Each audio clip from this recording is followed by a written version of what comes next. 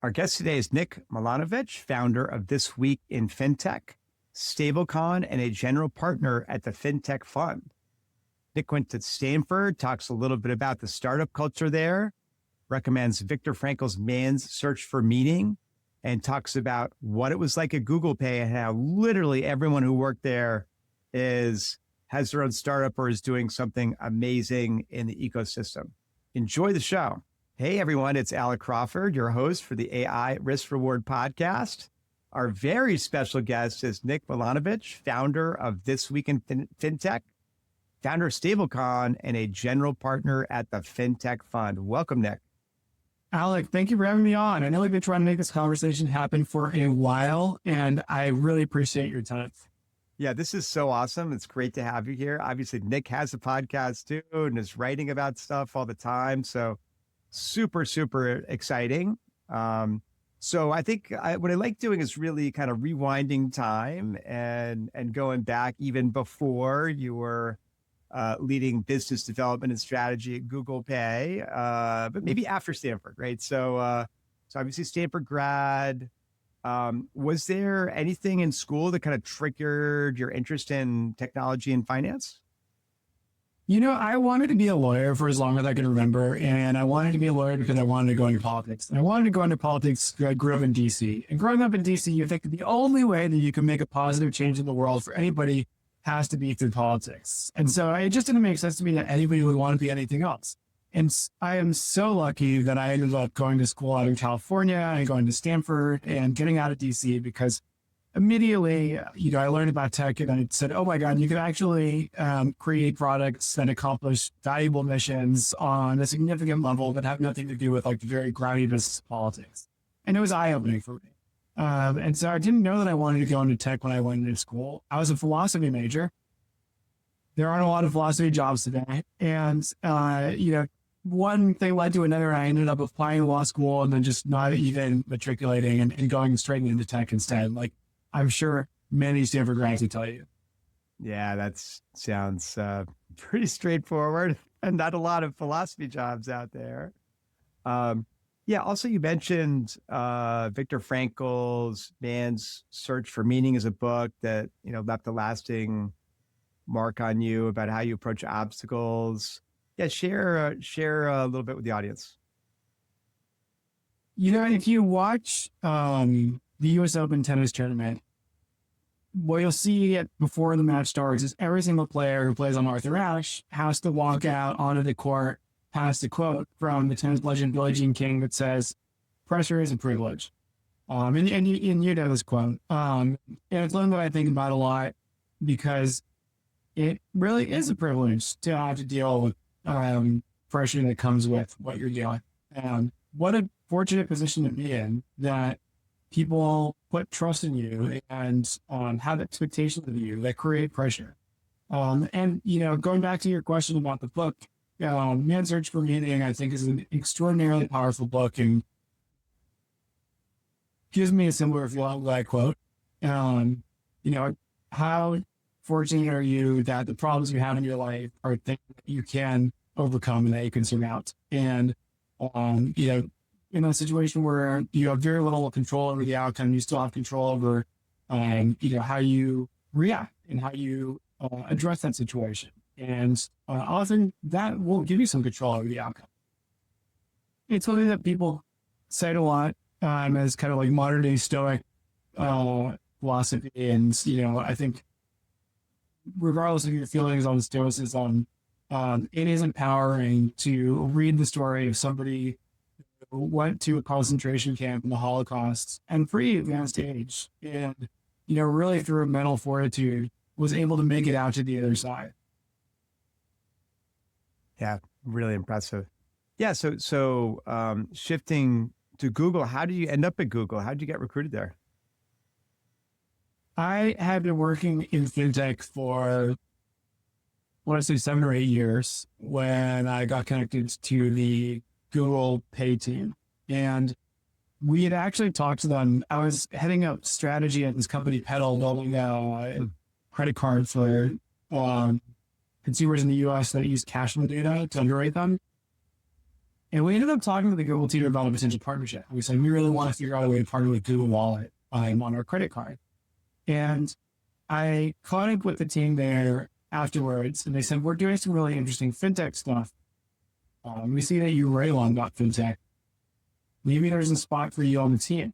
And when I met more on the team, it was, I mean, being Google, you just have a crazy number of interviews you have to go through. So it was like 10 rounds of interviews. To the point where I just told the recruiter, I said, like, hey, look, like, it's the end of the year. Tell me if you're going to give me this job or let's cut bait because, like, I'm not doing important at least at this point. And they said, yeah, we want to give you the job. But they said, we're putting together a fintech super team at Google. And it was really exciting. And so if you've been in the space for a while or hanging around the hoop in fintech, you remember Google Plex, which was like the bank products that they were going to roll out with Citi and Coastal Community Bank. And you might have seen the, upgrades we did to Google Finance, which is like when you search for finance by digital assets on Google and native search, you'll see these rich cards pop up with more information. Or the relaunch of our Google Wallet app in the US, which really nobody knows because it's such an iPhone dominated market, but that was all from one team. And it was this really charismatic leader, Caesar, who's now the founder over at Arda, the AI investing company, who said, hey, we're going to pull in all these different passion projects from across Google, the financial results in search, Google Pay and Google Wallet and Google first party payments, and an internal project that kind of looks a little bit like a hedge fund, and pull all of them into like one place and create like a robo-advisor and payments app and, one kind of unified dashboard that you can use to control your financial life.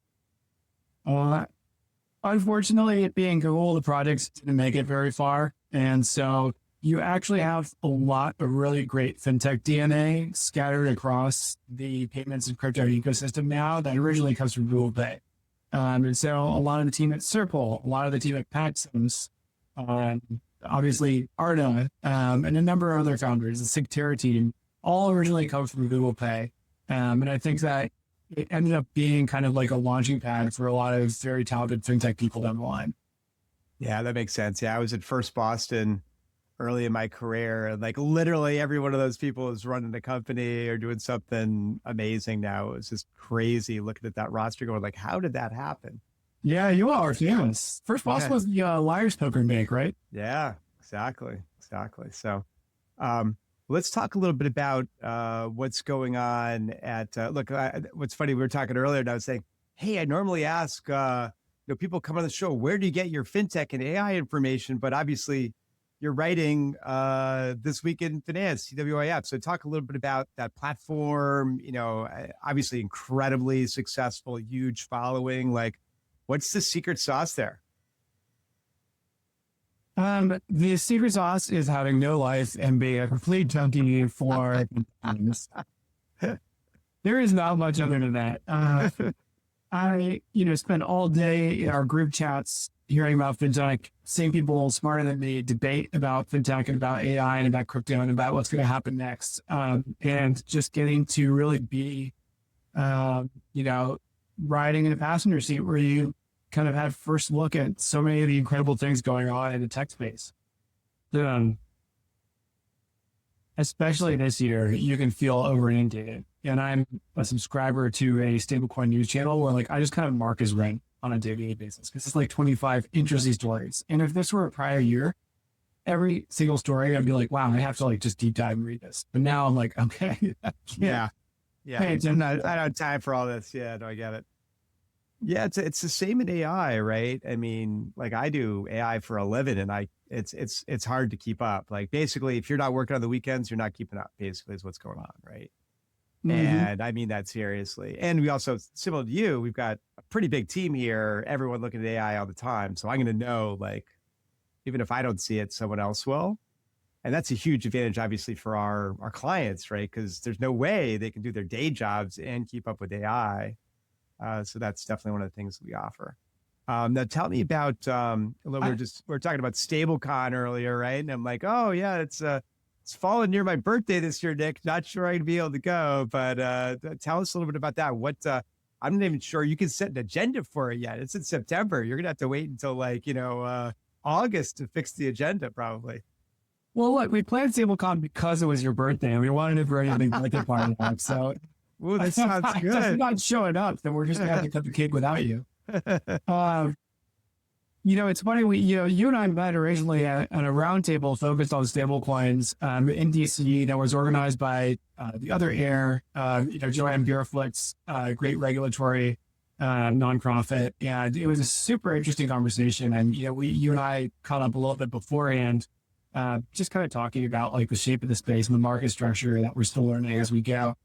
And we started Stablecon this year and started planning it around this time last year because it seemed to us like there was this really compelling ecosystem of stablecoin products that had kind of just seen an inflection point, like a ski jump this year, but that nobody was really talking about or paying a lot of attention to. And so you had this weird dynamic where like stablecoins are relevant for fintech, they're relevant for financial services. They're probably the most applicable crypto product for mainstream, like normie users. And yet because they weren't like number grow up speculation products, they weren't really something that was consistently referenced by crypto people. But you had really interesting companies at Paxos, at Zero, at Mesh, at Circle, at Ripple that were being built. And so it seemed like it was natural that this would be a product that would eventually catch on in financial services and we should put a conference around it. But we didn't want to do a conference like, I want to name names. We do want to do a conference that was focused on like retail users of crypto, like so many crypto conferences. Where in the bull market, you have 50,000 people show up. In bear market, you have 500 people show up because it's all about, what their exchange accounts balance look like. We wanted to build a conference that was focused on, we have real banks, real accounting firms, real tax firms, real users like insurance companies or e-commerce providers thinking about how do I make money easier to work with? And stablecoins just tend to be the rail that they gravitate to. And we want this to be kind of like a conference that references that question consistently over time. Yeah, that sounds great. Well, look, with the Genius Act being passed, I talk to, 5 banks a day or something. And I could tell you, they are, first concerned, right? Ooh, this could be, money leaving the banking system into stable coins. And second, just trying to figure out how to get into the act, right? Like how do they custody stable coins or do whatever they need to do to be part of the ecosystem. So it's pretty exciting times, right? And I think similar to AI, my opinion is like you can be an early adopter or you can wake up 2 years from now and go, what happened to my business? Yeah, look, everybody's going to wake up and think what happened to my business, whether or not you're an early adopter. And it's a good thing. Everybody's business is going to change. And so, your business can change in ways that leverage the benefits of AI, or it can change, not consensually because you're not leveraging those benefits. And you find that the market changes and how your competitors, offer their product changes around you. Hopefully the former. But I think, AI, we're definitely at that part of the, Gartner hype cycle or the, Perez S-curve where everybody's really excited about the potential for the future. And we'll inevitably run into a point where there's like a little bit of a cooling off and people say, okay, AI is good, but it's not there yet for many of the use cases that we described it to. We need to pull back a little bit and see how we can make it actually operate like the fidelity of like a person or an army of people. And so that's the point where businesses will really start changing. Everybody's going to sign, like every law firm is going to sign up with a legal AI. And it'll help now, but like the products need to get a little bit better and be like truly reliable in a way that you actually start changing, the way that law practices actually operate their business. Yeah, and that'll take a while. And it's not really always about how good is the tech. Sometimes it's about what people are in their seats and what processes are in place.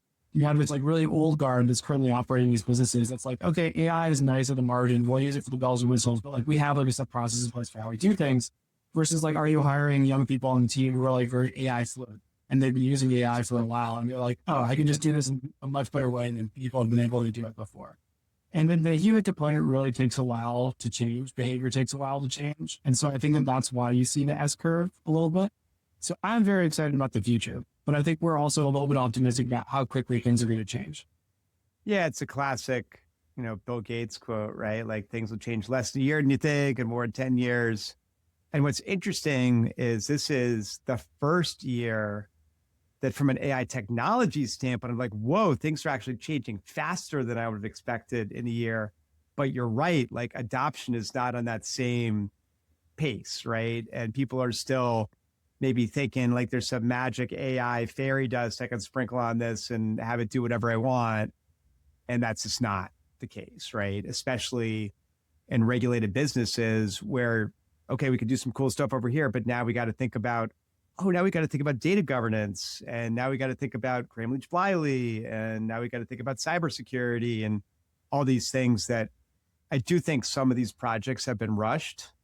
And only now are people taking a step back and going like, whoa, the regulators just called and here's 150 questions about what we're doing in AI. I hope we have answers for that, right? So that's actually literally happening right now. I just talked to an institution yesterday that happened to. So it's they're coming. Make sure you have an AI policy, right? Make sure you can answer some questions, or it's not going to be a fun meeting.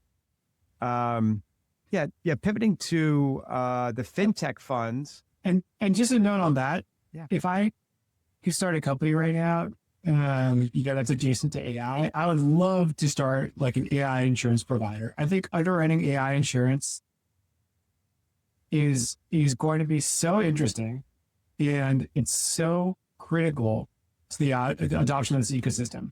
You have companies that are trying to implement customer-facing or external-facing AI tools, and it's unpredictable still how those tools are going to impact their end users. And so they basically need an insurance policy to safeguard against these tools, edge cases, which end up being outside of the kind of core path for their implementation. And I think you probably need like a new class of insurance for that while we kind of tweak the models and get it right.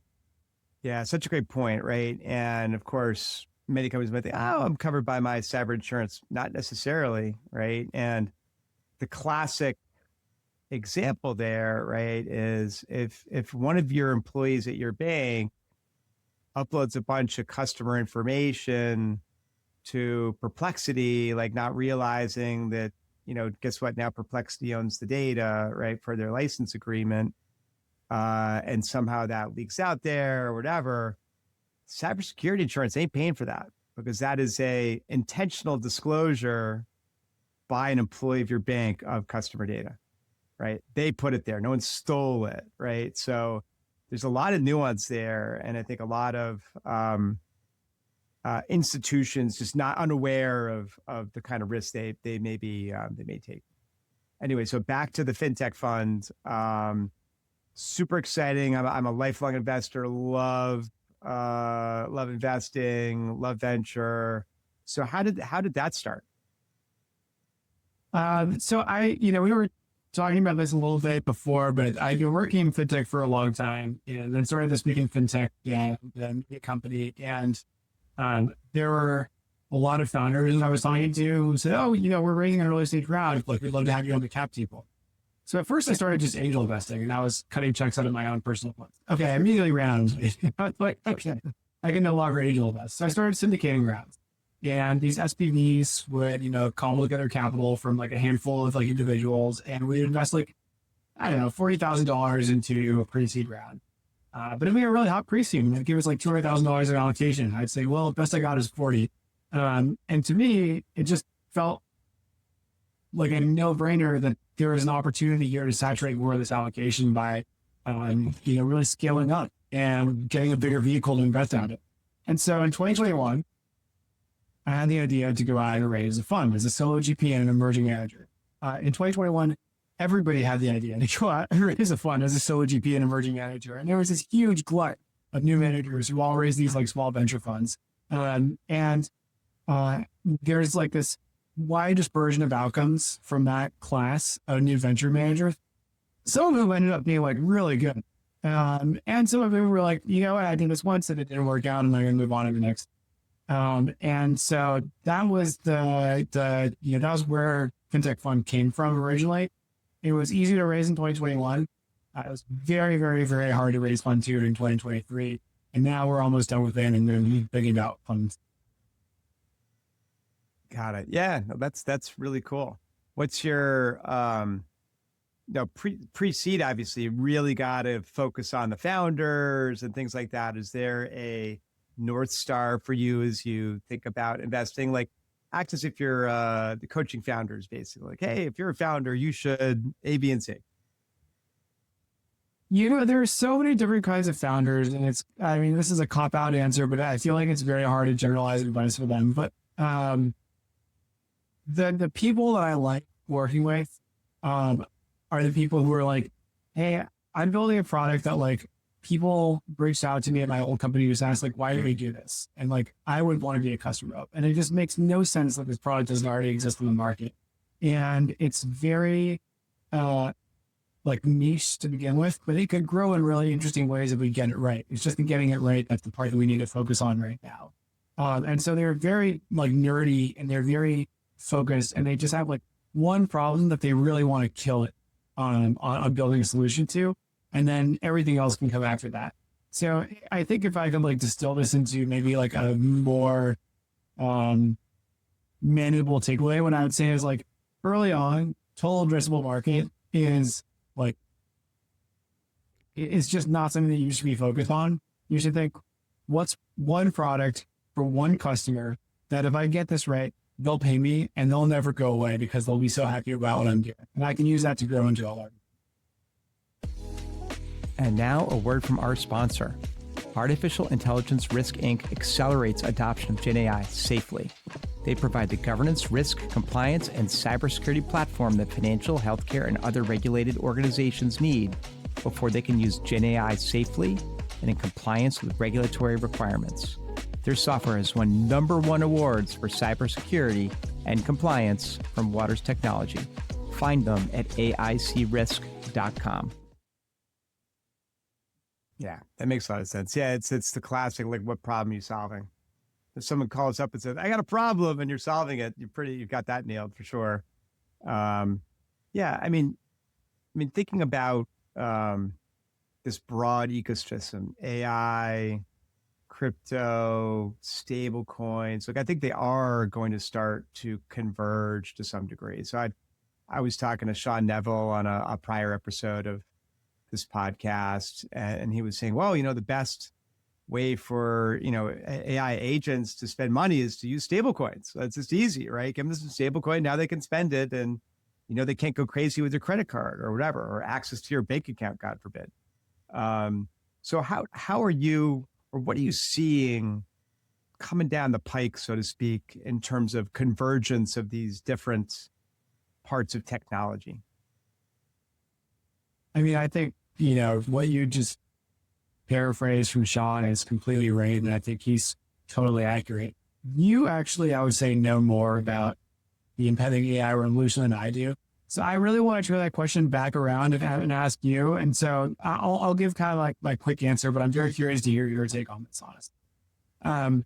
I think it's a no-brainer that AI agents will eventually be the biggest users of crypto, blockchain, or digital payments, any kind of digital payments. But the nice thing about stablecoins or blockchain payments specifically is that they are designed to be machine-readable and programmable, which analog conventional payments largely are not. And so if you think about like what you can program an ACH, an RTP, or a FedNow payment to do, it's not very much. And if you think about what messaging and information you can get from it, it's not very much. And if you think about querying it for its current state, sometimes you can get it, sometimes you can't. It's not very machine readable as a payment method. Stablecoins, blockchain payments, crypto payments generally kind of solve all of those shortcomings. And so I think the interesting thing is you have a machine readable form of payment, and you have agents, which are effectively machines. And you'll be able to just build so much more rich and robust payment user journeys because you're not really designing for humans who need to be able to go into the interface and click to make something happen. Yeah. Yeah. I think along those lines, I think kind of know your agent's going to become pretty important. Like, and also who's controlling that? Like, where's my, sneaker buying agent going to be hosted? Is it going to be at my bank, at Google? Like, I don't really know. How's the tech work? And the good news is that we already have, rules for consumers in banking in terms of like, how do we deal with payments, right? Like, I guess that's Reg E. I'm not a banking regulatory expert, but I think that's it. So as long as we follow those guidelines, like we're good, right? In terms of the regulators, and that's going to be pretty important. But I also think it's going to be this classic thing. Like and sometimes liken the dawn of AI to the dawn of, or at least today, to the dawn of the internet. Like we had no idea the start of the internet or 3 years in that people were going to be making video content and our kids be watching 4 hours of YouTube a day or TikTok or whatever, right? Like we're not even imagining what we're going to be able to do with AI 5 or 10 years from now. Like it's just, we'll have to, grow into it, so to speak. And the thing I worry about is that it's such a race that the large providers of base models, a lot of them have explicitly said like, yeah, we're just running as fast as we can. This safety and security stuff, we're going to try, but not try that hard because we don't want to slow down, right? We're in a race with China or race with another company or whatever. And I think that's going to long-term potentially come back to bite us. Along those lines, like what other ethical questions are you thinking about in terms of, crypto and very quickly advancing technology? Are we leaving groups behind? Are we disenfranchising anyone? Are we creating a future pretty big ethical problem that we haven't thought about yet? I mean, it's a great question. I think that there are a lot of ethical concerns about AI that we need to be thinking about. I don't know necessarily that putting a new regulatory regime in place is necessarily the best way for us to address those as a group. There's a risk when you regulate an industry too quickly, too early on, before really understanding the market structure and shape of that industry. You end up choking innovation and ironically not helping the end consumer that you were trying to protect or the end party that you were trying to protect. The U.S. has generally been pretty good. There's regulations written in blood, and that's, I think, especially true in the U.S. The U.S. has generally been pretty good about waiting for harms to be realized and then compensating the losers appropriately and punishing the perpetrators appropriately after the fact, and then using that to guide regulation. It's painful, but I think that is kind of like the right natural process for understanding like what rulemaking we need for quickly emerging and evolving technologies. And so, obviously a tech person would say that, but I think there will be a lot of ethical challenges that we see coming out of AI, and we just can't anticipate them. And so you just kind of have to address them as they come. An obvious one is like, look, you're introducing a new technology. It's like broadly applicable, and there's going to be economic displacement, which is like a very sanitized term for people are going to lose their jobs. They're going to lose their livelihoods. People are going to find that the thing they were able to reliably do as an economic transaction for their entire lives is no longer something that you need a human for. And, the interesting thing about this technology is it's coming specifically for knowledge workers, whereas in the past, automation really hit people with like less political capital, let's say. Now, if you have kind of like a great replacement coming for knowledge workers, I think you're going to find that it's a lot more contentious when that replacement actually starts happening. And we need to think like, how do we help society make it through this transition in a way where we're leveraging AI to actually be able to do so much more than we were able to do before on an individual or a company-wide level. And at the same time, bring people along with us and compensate losers appropriately. I think that's going to be a real challenge. People say that the unemployment that we're seeing today on the market, where like there's low offer rates for recent graduates and unemployment is spiking is due to AI. It's not. Like when you pull apart the data historically, you're going to see like AI is not really making anybody lose their job today, but it'll happen in a while. Today, it's more based on like prevailing economic conditions. But I think it's kind of like the S curve, where like the real promise is that it's going to make a lot of things that we did obsolete. But it's not like jobs will be obsolete. It's that the work that we do will be obsolete. The same way that you used to have elevators with an operator whose job was to press the buttons for you. And when automatic elevators came out, some states required that the elevator operator was still somebody who had to stand in the elevator. Eventually that got phased out for the most part. And we're going to go through a little bit of that, where it's like, even though there's a more efficient way to do things, you'll be required to do things in the inefficient way that people are used to doing them before in order to preserve a job. But it'll create economic opportunity too. And that's what you were referencing, I think, earlier. It's like, we don't know what that looks like. We don't know what the new jobs will be. It'll be super interesting. And that economic opportunity will hopefully allow people to kind of recapture that economic ground that they've lost because like their prior work is just something that can go on now. Yeah.